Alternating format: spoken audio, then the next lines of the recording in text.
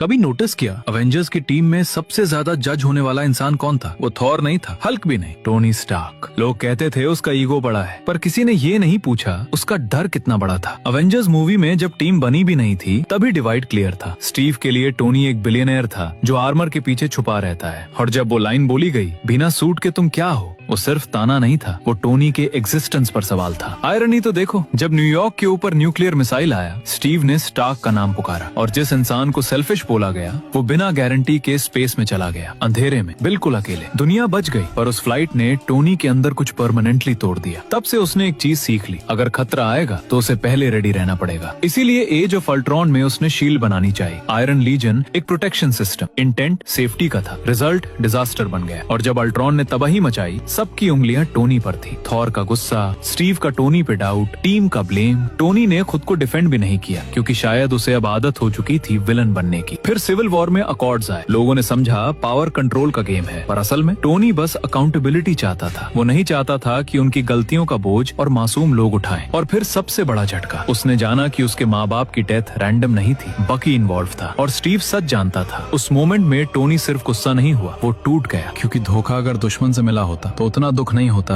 जितना अपनों से मिलने पे होता है। इन्फिनिटी वॉर में भी देखो, टाइटन पर जब आर्मर के टुकड़े टुकड़े हो रहे, टोनी थैनोस के सामने खड़ा था। वो भगा नहीं, क्योंकि हीरो बनना उसका शौक नहीं था, रिस्पॉन्सिबिलिटी लेना उसकी आदत थी। एंड गेम में जब उसने स्टीव को आर्क रिएक्टर दिया, वो सिर्फ आर्ग्यूमेंट नहीं था, वो सालों का अनकहा पेन था। और फिर फाइनल मोमेंट में वो स्नैप। इस बार कोई प्लान भी नहीं था, कोई बैकअप नहीं, सिर्फ एक इंसान जिसको हमेशा मिसअंडरस्टूड किया गया। लेकिन जब वक्त आया, उसने पूरी यूनिवर्स का बोझ अपने हाथ में ले लिया। तब जाकर लोगों को समझ आया, टोनी परफेक्ट नहीं था, वो इनसिक्योर था, वो भी घबराता था, वो परफेक्ट भी नहीं था, लेकिन जब भी दुनिया को जरूरत पड़ी, वो हमेशा फ्रंट लाइन में खड़ा था। और शायद इसीलिए अवेंजर्स को उसे समझने में सबसे ज्यादा वक्त लगा।